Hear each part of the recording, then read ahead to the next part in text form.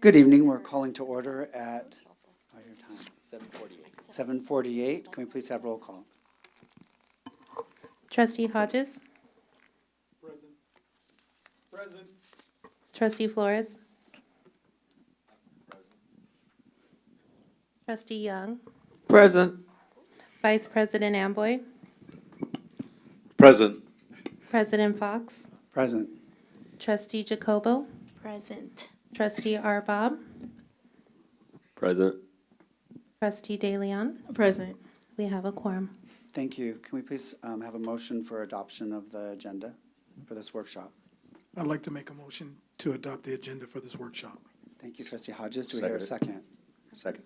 Trustee Flores, second. Can we please play a roll call? Trustee Hodges? Aye. Trustee Flores? Aye. Trustee Young? Aye. Vice President Amboy? Aye. President Fox? Aye. Trustee Jacobo? Aye. Trustee Arbob? Aye. Trustee DeLeon? Aye. And the motion passes 5-0. Thank you. All right, we're going to be moving on to item 12A, which is the revisit of the initial equity impact analysis for closure and consolidation. This begins our study session. If we can get the slide deck open. Yes.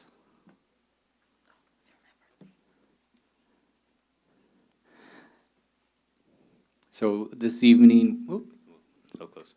So this evening, we are picking up where we left off at the last study session. Just as a reminder, we have contracted to have an equity impact analysis conducted looking at the 7 schools that we identified and a variety, I believe 16 different scenarios in that process. Our goals of closure and consolidation, always keeping our strategic plan in the forefront. We know that the process ultimately is the goal to have programmatic improvements, fiscally solvent, and optimizing the use of our spaces. We know that this is not going to be an easy decision, that the board needs all the information possible so that when we do make a decision in December, the board has had every question answered, has every piece of information available, so we're making the right choice for our community and our schools. That decision, as mentioned, we are targeting the December 17th board meeting for that decision. And as a reminder to obviously the board, but also the community, these are decisions that would go into effect and impact the 26-27 school year. So closure decisions do not impact the schools in the current year, but they would be for the 26-27 school year. Just a quick reminder, these are the 7 schools that were identified by the governing board for us to examine. That's Cooper Elementary, Federal Terrace Elementary, Highland Elementary, the John Finney Education Complex, which houses 5 programs. We have Pennycook Elementary, Stephen Manor Elementary, and Highland Elementary. Actually, no, which am I can't see because someone's... Lincoln. Thank you. I didn't say that. Another thing, as a reminder to the board, one of the factors, of course, in going down this pathway is that we have continued to be a declining enrollment school district. This chart just shows where we've been the last 5 years. Of course, we are doing everything in our power to curb that line so it doesn't continue on a downward spiral, but eventually flattens out and starts to go up. So we know that part of what we need to do is make sure we're increasing our competitive nature of our schools, making sure that they become the first choice in Vallejo for our families. We've limited the transfer process, updating our board policies, communicating out to the community that they need to think VCUSD first, just like we do, and that we are the first and best option for their children. We know that we need to address the low academic performance of some of our schools and programs, and then we know that the perceived safety and security is also tantamount to improving our district. So actions we've taken this year, we know we're in the middle of handling some budget reductions, optimizing our services. We don't make our decisions lightly. We do look at the data, and those decisions are made with that data in hand. We know that we have now closed a couple school sites. We are considering additional closures, and I mentioned before the cap on transfers, and of course, promoting our district to ensure that we are the best option for our community. We do face financial challenges. Our enrollment, as mentioned, and attendance does dictate and drive our staffing, our programs. I think it's important for people to understand that we staff based on enrollment. However, we're funded based on attendance.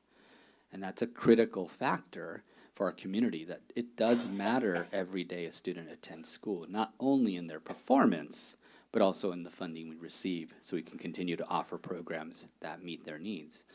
The money does follow the students. Families do have an option, they do have choice. We know we compete with local charters, we know we compete with other public agencies as well, other public school systems nearby. We know that we've also are in the situation because the pandemic relief money has been exhausted, and it is something we have been forecasting and planning for. We just recently, on June 30th, received full local control, exiting state receivership. So we have the power and the agency to make these decisions so we can continue to stand on our own. And lastly, we know that sometimes we spread our resources thin, and so we want to make sure that we can maximize our resources for the students we serve, and part of that decision is a smaller footprint. I'm going to turn it over now to Assistant Superintendent Fernandez and Assistant Superintendent Topacio, and they're going to take it from here. Great. And thank you, everybody. Within this agency, we have been proactive in developing a fiscal solvency plan. So I wanted to provide an update tonight of where we're at. So for 25-26, we made commitments to the County Office of Education to make reductions this year to reduce the burden and the impact of the cuts we'll need to make in the out year. So of that, $3 million is non-salary reductions in contracted services, consulting services, other areas, sub-costs, in order to make an immediate impact before we started this school year. We also put in place a non-essential hiring freeze, where we initially had about $14 million in hiring freeze at the beginning of the year. Again, a proactive approach to try and hold on to as many dollars as we could. And so right now we updated this information this week. We are sitting at about $7 million in vacancies that we're holding on to. Again, the bigger bite we can take this year, the smaller bites we have to take in the out years. And finally, as we backwards map from the December date, where first interim will be presented and our budget will be updated with the revenue, with the ADA that we're receiving, with the expenditure patterns that we're seeing, but in September, October, we'll be able to bring back a recommendation for the board for those cuts in the out years. Right now, we still have a $22 million shortfall over the course of the next 2 years, and we will provide an update at first interim. So our goal within this hard conversation is how are we approaching this work with our community? We know it's a hard conversation. We don't want to be in this position discussing reductions, but we've centered our process around one goal: building a shared understanding around what our fiscal realities are, and that way we can co-create solution with our bargaining partners, with our community, with our staff, and hearing student voice also at the school sites. And being in a structural deficit means that we simply don't have enough money to cover our bills over the next couple of years. We're spending more than we're getting in. And so we're committed to being transparent, collaborative, and inclusive throughout this process, and our community really deserves that. There we go. So it's about, talking a little bit more about engagement. Our focus has really been on early communication. Back in September, we hosted some budget forums and had some Q&A sessions. But even before really we had all the answers, we started talking about these numbers, that shortfall, that $32 million shortfall that we've seen. And again, those town halls, our staff forums, our listening sessions, to make sure those conversations were accessible. And more importantly, we wanted to create a sense of shared ownership around the problem solving that we need to impact. And that input right now is really shaping the direction that we're going, not only from our staff, but our community. So here's a quick snapshot of the engagement work we've already done. And again, this isn't just about checking boxes, it's about building trust as we go, telling the same story with the same groups and different groups across the community. As I mentioned back in September, we had 2 budget forums and Q&A sessions. Those were open. Webinars where we were answering live questions on the fly. And we had some great questions that, again, are driving the work we're doing.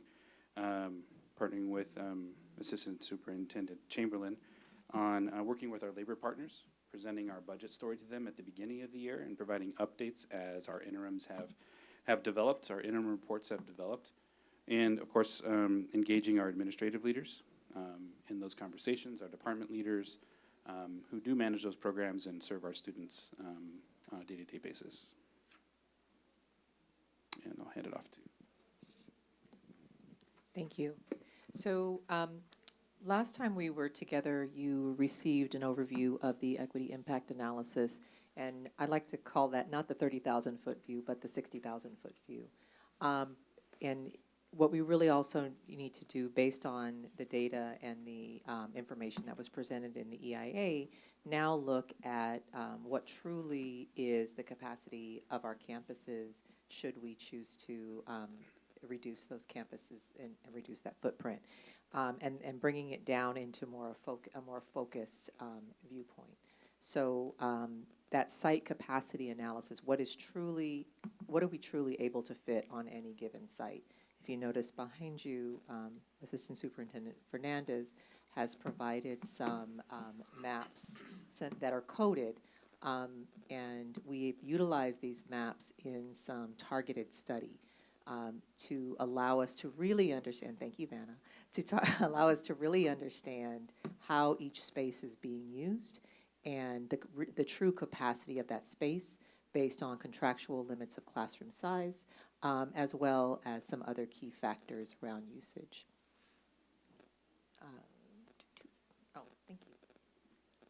All right. So we really wanted to focus on the true conditions on the ground, right?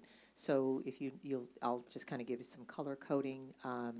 The orange, I believe those are kind of the middle grades where the classroom capacity is 28. The pink, the bright pink, are special education usages where the classroom capacity is much smaller. And there's purple where the classroom capacity is a little more. TK, the classroom capacity would be 20. So all of those things are factored in, and then the other light purples are rooms that have some true flexibility that we might be able to bring classrooms to that space, bring more new students to those spaces while preserving some of the culture and community aspects of a school, especially an elementary school, to make sure we maintain some of those flexible spaces that support our kids in programs. So we want to continue to engage with our school staff. We've been out at campuses holding our executive cabinet meetings on school campuses that are potentially impacted by closure. So far, we've done that at Lincoln Elementary, at John Finney, just last week. And I didn't like all her parents showing up in her class. That's okay. And tomorrow we'll be at Cooper, taking questions and concerns from the staff at their lunchtime, visiting classrooms, speaking with the principal, getting input from the principal around the needs of their students and community as we make these difficult decisions and offer difficult recommendations. A couple of other thoughts are, making sure we truly understand what is unique and special about each campus. What models are they supporting? Is it a dual language model? Are there significant needs around special education programming? We consistently come back to the Pennycook program and the deaf and hard of hearing programming, but those similar programs exist on nearly all of our elementary campuses, and providing for stability and continuity of services for all of those kids is critically important for them to feel like they are part of that school community. So we have to give them special consideration. And then we talk about reasonably available space. So given all of those things, how many more students could reasonably fit on a school campus, even though the site capacity might be 1,000, that would be using every possible space to its maximum level, right? Which we know, given our contractual obligations, is not likely, right? And then we also would have to think about, could some programs that traditionally have been on that particular campus be located at another campus and be served just as well? So the capacity maps show where the current use is on each individual campus, and then, good night. The site capacity maps show the current usage of each and every classroom.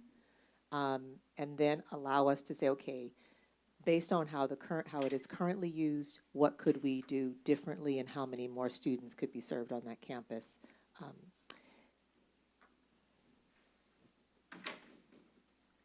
right. So the other thing we really want to do is, and we were so grateful to have the scatter plot maps of where students reside.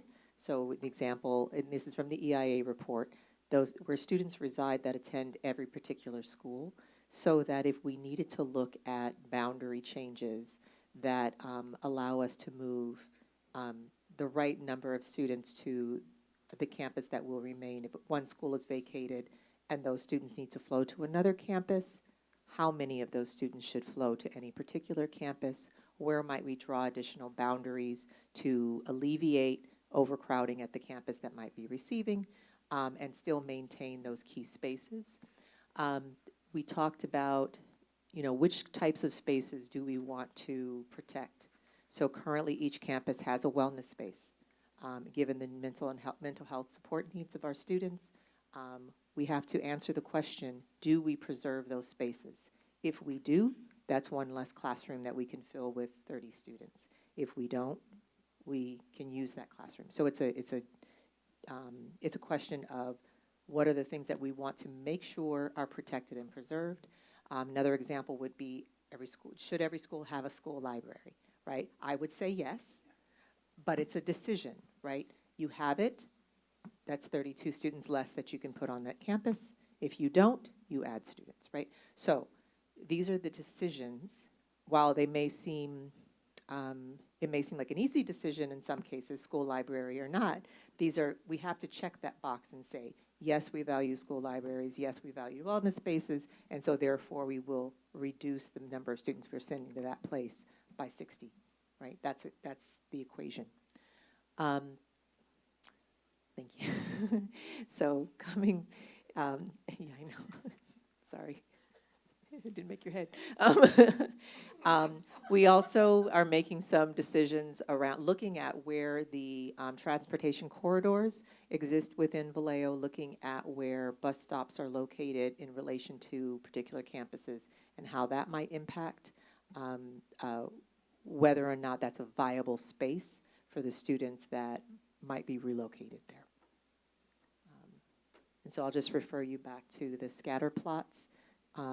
When I look at that, I think about, okay, what are the main streets that might then reduce the number going from one particular school to another, and maybe we're dividing students into 3 different locations instead of just one.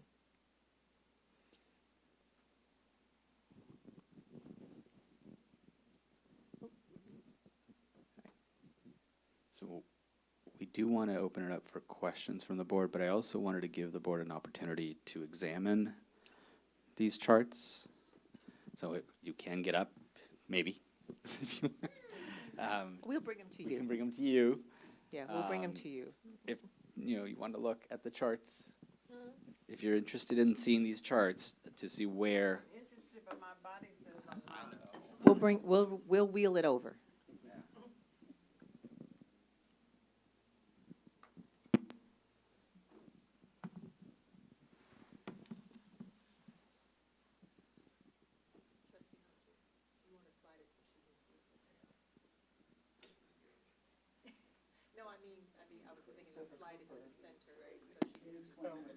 It was just easier for me to get out of the way. So the yellow currently are.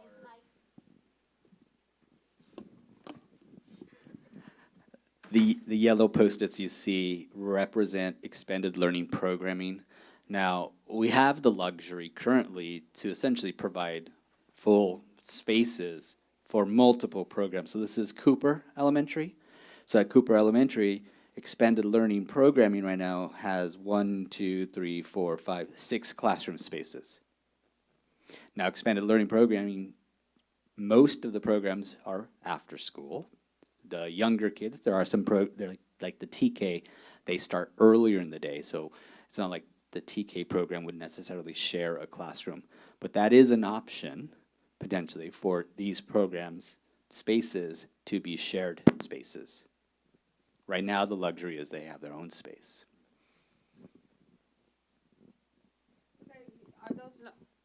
Are those numbers, kids? Just the No, classroom numbers. classrooms, Classroom numbers. classrooms. So what's the average number in each one of those programs? So the colors tell us, are color-coded to provide that information. So anywhere where you see an orange, for example, those are all maxed at 28 students, and most of our classrooms are fairly full, right? They're not underpopulated for the most part. Blue, I believe, is upper grades, and those would be maxed at 32. The yellow, they are flexible spaces and could potentially, they maybe don't need all of those spaces, and we could pull those back for some of the classrooms and maybe leave expanded learning a few spaces that they can set up for their programming, but they don't necessarily need 6, right? They possibly could do with fewer.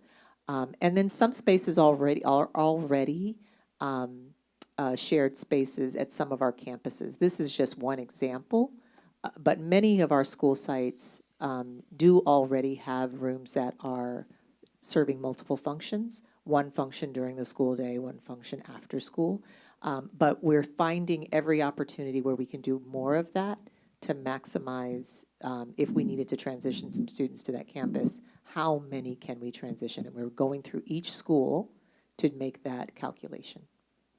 So on Cooper specifically, I was trying to point out these sort of light purplish colored rooms are rooms for example, storage, Right. storage, music room, vacant, being repaired, so out of commission at this point. But these are all could be potential classrooms, Right. the The light purple. Yep. 32, this one is in the darker purple, are other programs like Hey Tutor, Elevo, the library media, the ASP, teacher leader, CWA, they all share that space. Right. So those could also be repurposed to classrooms. Yeah, and some spaces, as Mr. Aurelio alluded to, sometimes people have their own room just because there's rooms to have, right? And this is an example of that. And that's an example. So, Hey Tutor having a space is lovely, but could they not also work out of the library? Or out of some other flexible space? So those are, we're not answering all of those questions right now. We're just trying to make some estimates around availability. And the other piece, and I don't know, maybe you're probably going to mention it. Go ahead. Yeah, and I think when it comes to looking at how our staff are servicing these sites, being able to maximize or optimize, I should say, our time there. So if we simply aren't using the space, it needs to come off of our ratio for our custodial services. If it's a facility or a building that is not a condition to be approved, in a condition to be approved with perhaps it would cost too much, or it's just in a place where we'd have to rebuild the entire unit, we may want to remove it, right, and take it off of our books. from an insurance perspective, a maintenance perspective, a custodial perspective, a technology, energy, utilities, all of those things cost money. And so how might we save dollars, expenditures throughout the years through that? So. And just as a reminder of, I made recommendations. This is Cooper Elementary.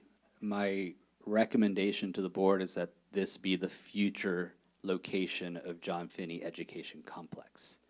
That Cooper would close, and then all these spaces would be repurposed. Some things to consider. I think the pink areas are important because sometimes we talk about relocating special education programming. So if Cooper closed, not only would we be relocating students from Cooper, so these blue ones, these orange ones, but we'd also would need to find homes for the special education programming. RSP is a little bit different, OT, speech and language, because all schools have that, but a special day class specifically, so in this campus, it looks like we have 2 programs that would need a new home. And another example along those same lines is the child development, the preschool programs that exist on that campus. We have preschool programs at Cooper, at Highland, and at Federal Terrace. And so possibly we don't need all of them in that close proximity. Maybe one needs to move to another location. But that's a whole, it's about, maintaining programs that serve our community, but thinking critically about the location of each one. So where would Cooper's kids go? We would need to take that scatter plot, the similar map there. I don't think that's Cooper's. No, this one's Penny Cook. Right. So we would need to take the plot map that shows where all of those children reside and then draw the boundaries that make the most sense for some students to maybe go to Federal, some students to go to Highland. Depending on what we determine with Lincoln, some may go there. Okay, the But- boundaries have already been done. The kids that live on the other side of Redwood, going this way, they go to Highland. The kids that live on this side, they go to not this side, but this. I know what you mean. Yeah, they go to Cooper all the way down to And we would likely need to, Broadway. we would likely need to. And you have a heavy. I don't know whether you're watching the gentrification of that area. You have a large Hispanic population in that area. My district has a large Hispanic population that have moved into that area. Yes, ma'am. So we would need to be looking at all of those things, and then finding the boundary lines that that provide for some equitable line drawing. So I want this to be helpful for the board. Is there specific, we could go through each one, but that will be here all night, and I don't want to make sure, so we'll have this available for the board to examine on your own time as well. But if there's specific items you want to look at, so what you're looking at here now, this is currently Federal Terrace. Federal Terrace. So similarly, remember at Federal Terrace, we have essentially one class per grade level. So you have TK, you have K, 1, 2, 3, and then you have, where's that? Where's 4, 5? Am I missing something? At the bottom. Oh, down here. 4, 5, and 6. And then we do have a large child development program at Federal Terrace. We have some special education programming at Federal Terrace. And then, of course, the expanded learning programs. Yeah. And because Federal, That's the only school that serves that community. but That's the only school over there on that side of that community. So be aware of that. So one of the things about Federal Terrace is because they don't have a large student population, they are able to serve more child development students and more special education students by virtue of not using as many rooms for general ed. So, there's give and take always.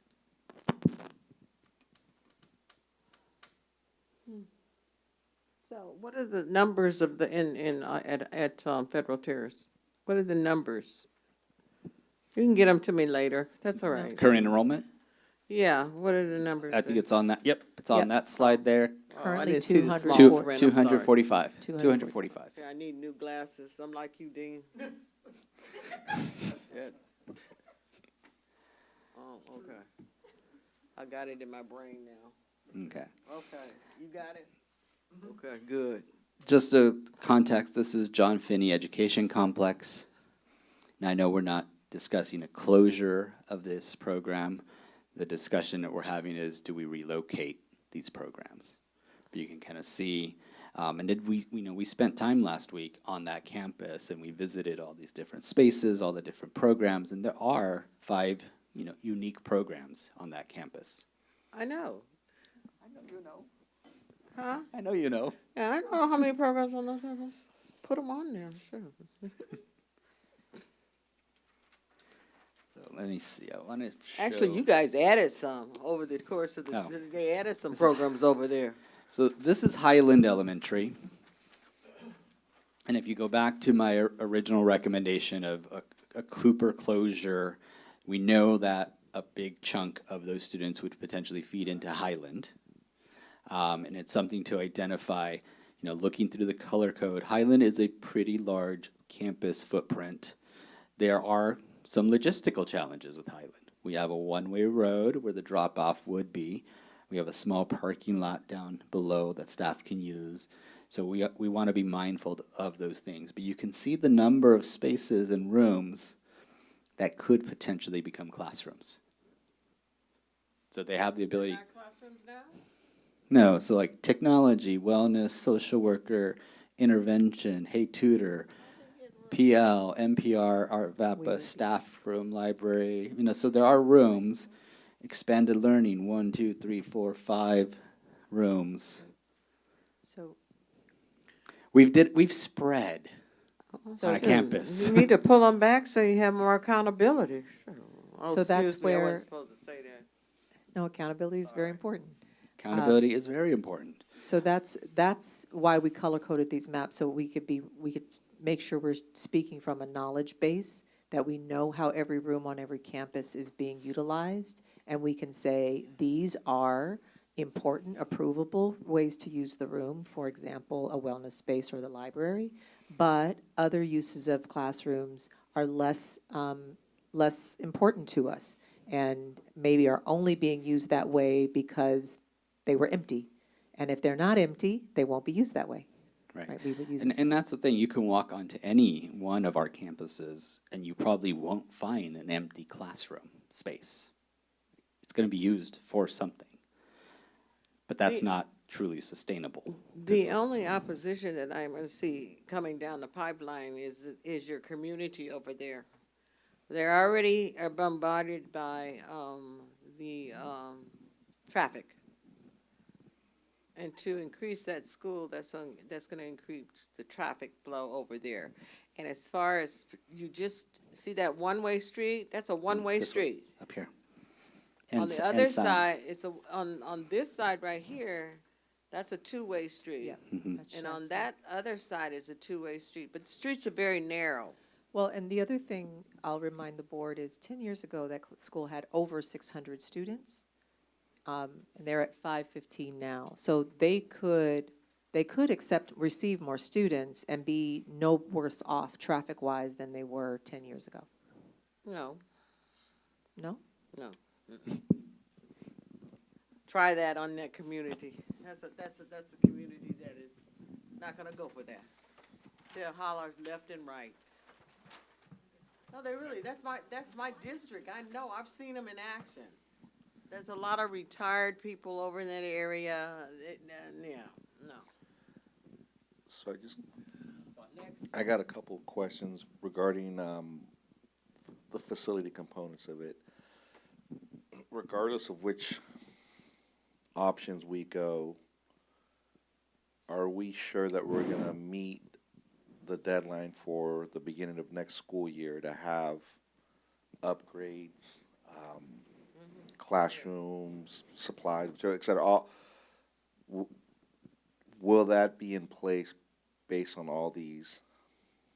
And then the other question I had in regarding to expanded learning, the classrooms that are being used, how much of that can get transferred to Loma Vista, or is that adding busing issues or something? Because, I mean, we have a whole school that we decided to close specifically for, well, it wasn't specifically for, but, I mean, Right. the intention was now they'd have much more room available for all their programs. So I'm gonna let me answer the first question. Part of why we're pushing as hard as we're pushing to get a decision by December is so we have more time to make sure that come 26, 27, everything is in place. We know the challenges we faced with the Mare Island closure and the challenges from Loma to Solano. We obviously learned as we went through that process. So we know we have to do a significantly better job of supporting not only the community, but our staff in that process. So having this decision by December is gonna give us the opportunity to really ramp that up. And we already, as a team, are starting that planning process. Obviously, decisions haven't been made yet, so there's a lot of scenarios at play, but this is part of that work. So we know exactly which rooms are available to become classrooms, and we can make those decisions. Now, as far as expanded learning, The major facility work would require time for DSA approval. However, there are some things that we may be able to do short-term to improve parking or right-of-way or pick-up and drop-off. So we'll work on those things as soon as we have an answer. But there will be things that, modernization items that may take longer for us to do, so. And as it relates to expanded learning, the Loma Vista campus doesn't serve any one particular school site. It will serve, and they haven't even moved in there yet. There's projects that need to occur before they can move there and utilize it for their Saturday STEAM camps, for their holiday programming, like if they run programming over Thanksgiving break, for instance, or Christmas break if they run some programming, and then summer break, right? All of those additional 30 days, as well as use it for a field trip space for expanded learning to go over and do STEAM activities, right? They want to build a maker space, for instance, on that campus and enhance the fields and to bring some of the soccer games out to that space instead of hunting for fields to hold that. Additionally, at Loma Vista, remember we have child development programs out there. And of course, we continue to bring kids over to the farm. Regarding expanded learning spaces at the school sites, each school has two funding sources for expanded learning. One is the ACES grant, which has to be tied to that school campus. So we can't take Highland ACES grant money and spend it at Loma Vista, right? It has to be spent for the Highland campus. Expanded learning funds can be spent more broadly. So ELOP, excuse me. So there's two funding sources. We must maintain, with the exception of a school closure, we must maintain ACES programming at an ACES campus. And those programs run through spring break. They run every day after school, and then rotate for those additional 30 days. But they don't need a dedicated classroom, correct? So that's my next point. So they do need space, right? Because you can't take, TK through sixth graders, 150 students and cram them all into one space, right? But they don't need as many spaces as they have. And speaking as a former school principal with a large expanded learning program, we had a couple of dedicated spaces so that they had their equipment. They had things that they knew nothing would be touched during the day. But then we had spaces that were multi-use. I maintained, for instance, this is one of the ways I used an empty room, a meeting space for parent meetings, right? So we would have our ELAC, our school site council, our PTA meetings in a dedicated room during the day, but after school, expanded learning used that room. So there are plenty of things we can do, and expanded learning in some places has a large footprint, and in other places has a very small footprint because there's just not as much available space, right? So there's opportunity to contract their footprint a little bit and bring them back down to something reasonable with a combination of shared spaces and dedicated spaces. And at least when I was a principal, not in Vallejo, but in a different district, teachers don't own those spaces. Correct. The children own the spaces. And so a classroom during the day can be an after-school program after school, and it can be a shared space. At my school, we used the multi-purpose room as sort of a central meeting space for after school, and then they branched out 2 classrooms. But they didn't have dedicated classroom spaces, at least when I ran after-school programs.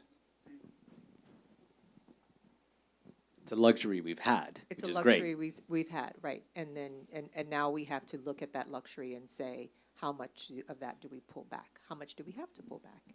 And part of that is setting ratios for, what does a speech language professional have access to, amount of space, or EXLP, or psychologist, what's the square footage? So we're developing those standards along with, student ratios and classroom ratios as well, so that it's a shared tool for how do you run your business? How do you run your school, right? So.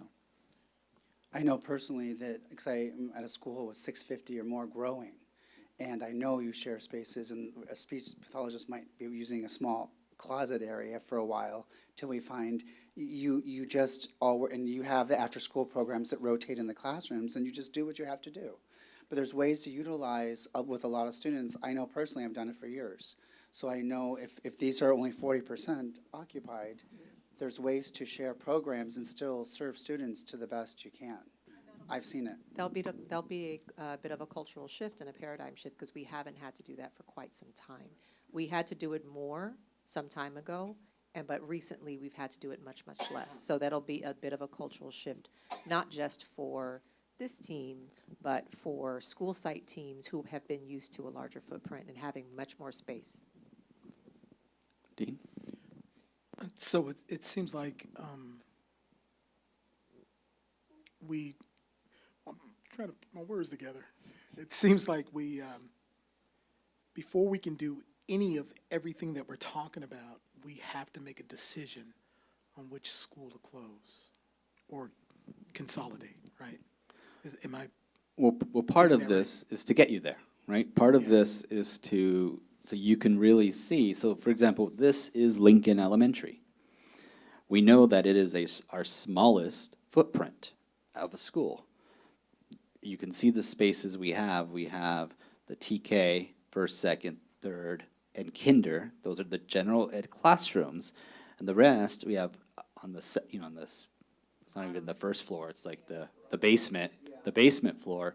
You have a couple rooms that are used for wellness and intervention, but that's it on the basement floor. And then over on this side, you have expanded learning, Hey Tutor. You have one room used as a library, and actually one of these is not even a full-size room. I The believe. number 10 is Yeah, not a number full set, 2, it's like a which little the half of a ASP. room. So there's a physical constraint to this school. It's never going to be more than maybe 200. So this is Lincoln. And the thing about Lincoln is nearly 100% of their students go, nearly, not all, but nearly 100% of their students participate in expanded learning. This is Pennycook. And I know in my recommendation was that we would close Pennycook and consolidate to Stephen Manor.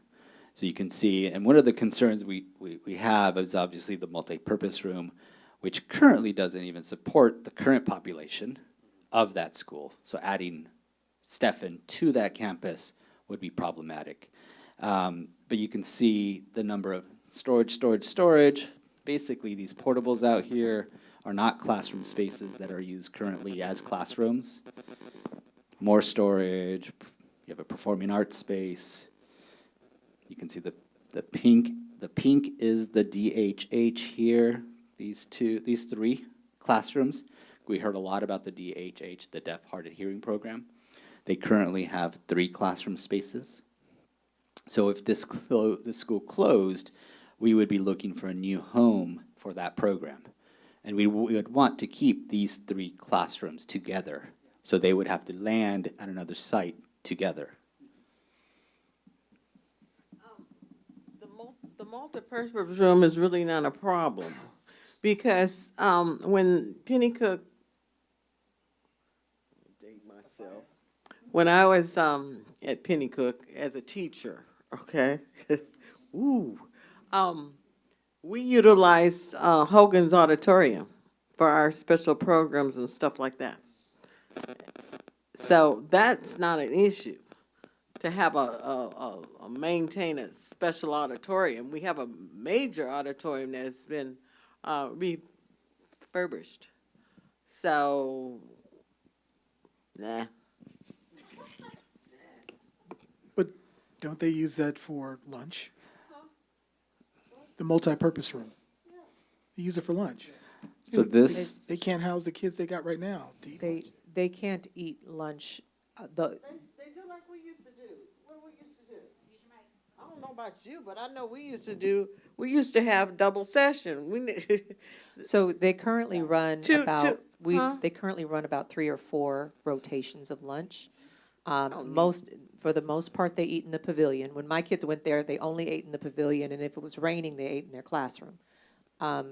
And that's not ideal. I know it can be done. Many things can be done, but are not ideal. The multipurpose room is the smallest in the district that I've observed.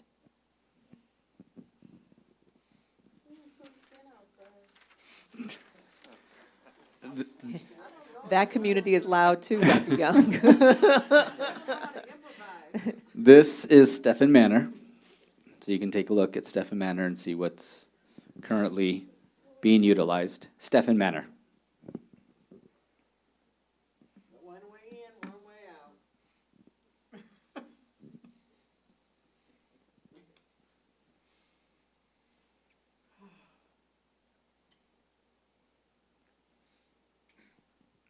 Any questions on Stephen Manor? With the back parking lot that we suggested, with maybe even access to the back road, would we be able to have access to capital funds to be able to do that? Yes, we would have access to capital funds for all of these schools, actually. So we could invest those capital dollars back into the programs that, we're going to keep or enhance, right? Have you, done any research on who that property belongs to, that back lot? I Yeah, we think took it a look at belongs to the It's, city. According to the back of county's it, that you website, said it trying to shows get- that it's county property, but Yeah, we're yeah. looking into it. So, we have a problem there already because of the fact that, we can't even get our loan put through, let alone go to the county. That's a long process. Yes, it is, and I think important to continue moving forward with the decisions here as we go. Just something to think about. I mean, the bureaucracy the bureaucracy in this, if you let me have it, not just, the bureaucracy in this city, in this county, is very, very, what? Slow. That's a nice word, but I wasn't gonna say it. That's slow, okay? And they really don't care nothing about anybody except me, myself, and I. So, we are an example of that because didn't the planning commission table it? Okay, so, see what I'm saying? Okay. Was there access to parking on the side road, though, going up by where SDC 6 is? So there could be a way to get, there's actually a drive there, I thought. It's this one here. It's this one here, bus.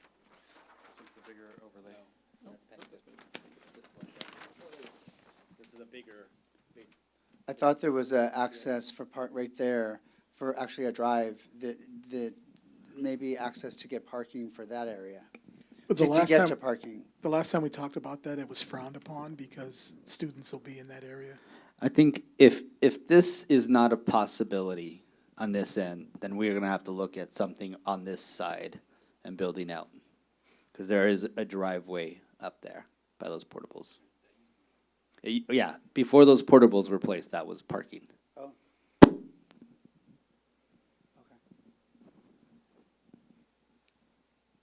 if I could ask a question, Did the outcome of this deep dive analysis on capacity, did it change your thinking about any of the recommendations, or did it reinforce them, or sort of how did you reach a conclusion? So one of the things we are, and this is why we really brought over the plot maps is, and I think, to Trustee Flores, is the last time if I remember, you were asking about boundaries and when to draw boundaries. If we were to go Pennycook to Stephen, we would most likely not take all of Pennycook to Stephen. We would be redrawing and pulling off, this is not the one, but I think the first one. Yeah, so this is Pennycook's radius. So we would be looking at, sort of, for example, these plot maps on this end would go, towards either Glen Clove or Wardlaw. We wouldn't take every single one of those students over. So there would be some maneuvering that needs to happen. And yeah, and to your point, the analysis of really how each room is used kind of gave us a more laser focus on, yes, 800 kids can fit on this campus with nothing else, right? That's no library, no wellness space, no, flexible space for arts or whatever. And as we have those conversations about what else do we value besides space, right?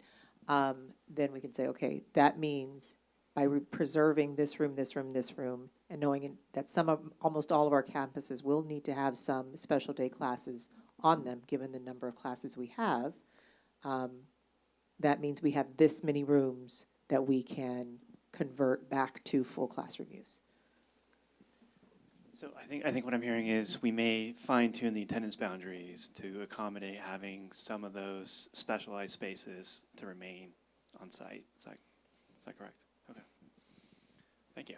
If that's the will of, of the board to do that. With this initial analysis that we did, has any of your recommendations changed? I haven't changed my recommendations at this point, but it is going to require adjustments.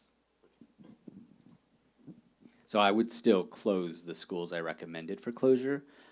How we take that decision and make it work in a way that's going to be feasible, keeping the items we talked about, if it's the will of the board, for example, a wellness center in every campus, that's going to make some adjustments. So there might not be I know the EI specifically says this school to this school. That might need to be massaged differently to make sure every kid has the right spot and place to go to. And that's going to require us really diving deeply in those scatter plots, for example, if we have to redraw boundaries. So it kind of depends. I feel definitely that a library is mandatory in every class, every school. Definitely a library and music room, just as, anyways, to have access to. But far as the wellness room, I think there's opportunities to use different spaces for that. Depending on the site, there's different sites offer different areas. So I think that a library could be, a part of a library could be a wellness area. So the wellness spaces, remember, we were recipients of grant funding to make specialized, dedicated wellness spaces. And so all of the furnishings provided to those spaces were provided by the county. And addition to, mental health services that were part of that work. So in theory, there could be some combined spaces, but when we have a student in need of escalated services, going to the library where there might also be a class visiting wouldn't work, right? So it doesn't mean, if we say we value that, then we preserve it. Then if we say that was nice for the period of time we had it, and now we don't value it the same, that's a conversation. But just recognize that it is a specialized space to provide de-escalation opportunities for students who might need that. or places, if a student's in crisis, do we know it's a safe and supportive and therapeutic environment versus a bright, loud environment where that might contribute to the escalation? And it avoids the office, for office to maintain their procedures and not. Right. Yeah, and because students who go to the wellness center often aren't in trouble, but They they just could need a potentially be space. escalating towards Yes, assertive discipline, and this is an avenue away from assertive discipline. yes. Trustee Flores? I want to echo your desire to make sure that we have a library and a space for art at all, whatever configuration we end up with, because we want a complete human being coming out of our districts. The question I had about Stephen Manor was the back lot. Are we talking about just everything that's? Oh, so it's just that one little area. There's, yeah, that's the county, but it could be access to that road for egress. Because that was that one entrance right there, right? Right by I the think we should freeway. call it Patriot Alley or something, because there was always an Yes, American the flag. flag Mhm. there. So, Yes, okay. you're exactly right. Yeah, my oldest went here, so yeah. But okay, so I just want to make sure that I thought it was that whole. All right, thank you. And as a reminder, I think kids only access to this first line of trees. This is unused.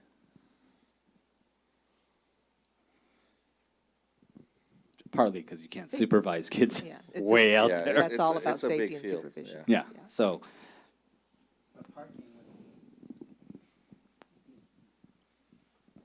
parking would be an easy, hopefully, capital improvement. Oh, Dean, I'm sorry. Trustee Hodges? When we finally make a decision and we adjust these boundaries, what's going to happen to the kids that are attending a school outside of their boundary currently? So let's say you got a kid that lives in South Vallejo, but he's attending Wardlaw right now, and we make these adjustments and move these kids. Is that kid going to have to go back to Patterson, or how does that So work? if they're already on an approved intra-district transfer, they would be allowed to remain. We don't pull back those transfers arbitrarily. Some students who live outside of their regular school boundaries are also in special day classes. Wherever their special day class sits, that's where they go, regardless of their home location, right? So, yeah, we would not pull back anyone's transfer on the basis of redrawing boundaries. Thank you.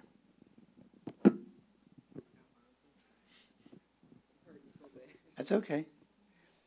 I wanted to share, I shared with Superintendent Aurelio, I had a community member share with me that they gave a suggestion that they thought Cave is outgrown its site, and that if we moved Cave to a bigger site so they had more room, and then use Cave to close that, and give them maybe Loma Vista or something with a bigger site and better opportunities. So I just wanted to share what the community member shared with me. I'm just giving the FYI. But I wanted to ask a question. So we still have a goal of 3 locations, correct? So I would continue to push on the board to close 3 schools. And also with that recommendation that we relocate the John Finney Education Complex. Not a closure, a relocation. So would that be part of the 3?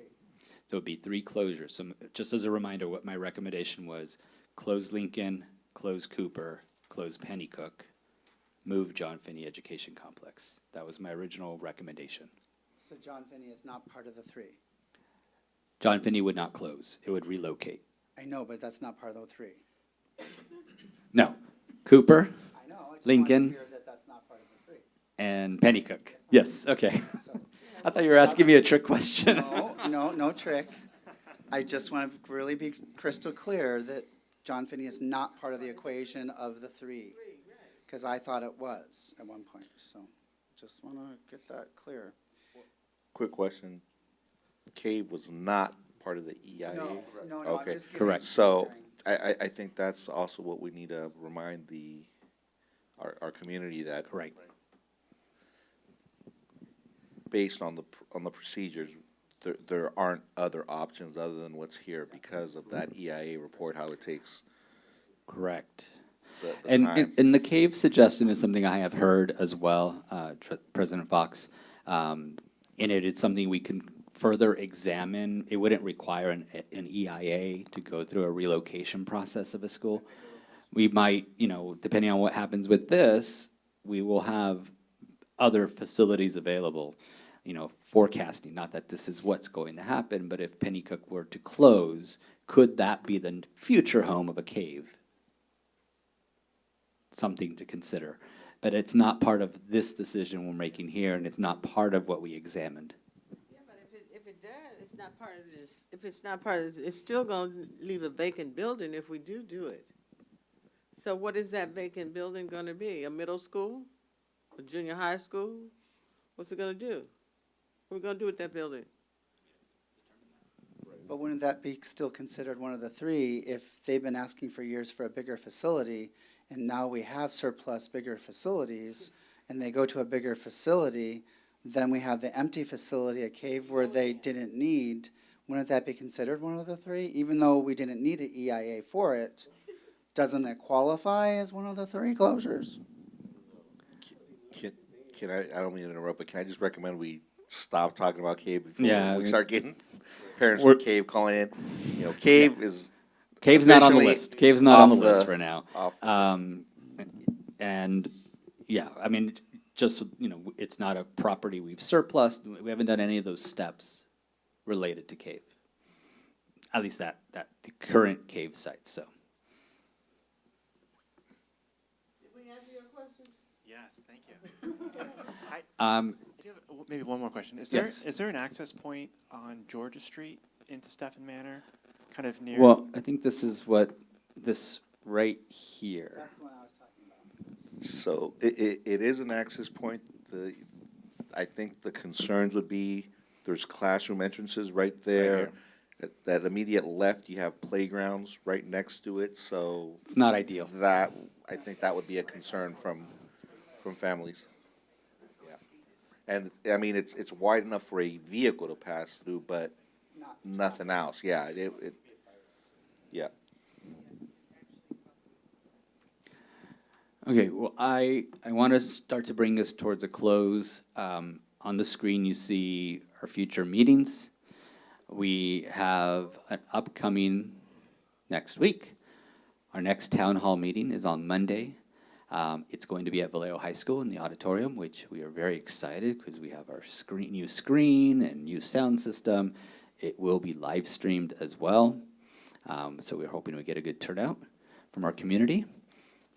We then also have on 2 additional town hall meetings. The October 28th, which is a Tuesday, the intended audience is our VCUSD staff. So we do hope that our staff comes out. We wanted to give them a direct opportunity to ask us questions. And then we're going to do a live webinar style town hall meeting in Spanish on Wednesday, October 29th, because we know the challenges of trying to get some of our Spanish-speaking community to come out to a public meeting is really difficult. And we want to make sure we give them the opportunity as well to speak to us and ask questions and share their concerns or thoughts around closure and consolidation. Where is the Family Sports Center? The Family Support Center is what was formerly Vallejo Charter School, formerly Springstown Campus. Oh. That's the new name? Family Resource Center. Talk loud enough, you already told me that. But it's being recorded. And then lastly, we will have one final town hall meeting in November. That's Tuesday, November 18th. That will be at the Family Support Center, Resource Center on Tennessee Street. That's with the former Vallejo Charter / former Springstown campus. And then for the community to know that we are looking at the December 17th regular board meeting, which will be the board meeting we're asking for the board to make a decision, not only on closure and consolidation, but also staff reductions. will be December 17th. Right now, it says location to be determined, but the hope is that we will be doing that at the Hogan Auditorium for that meeting.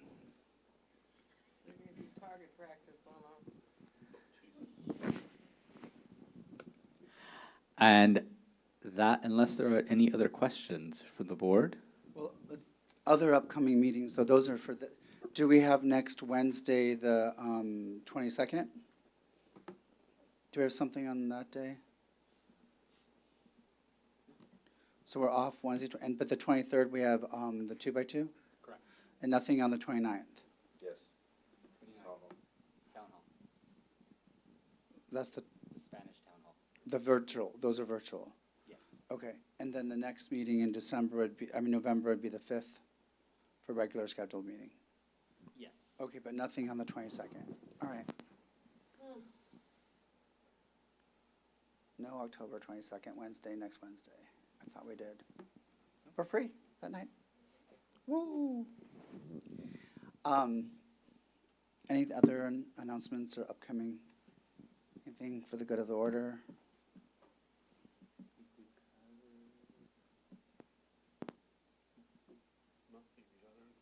Okay.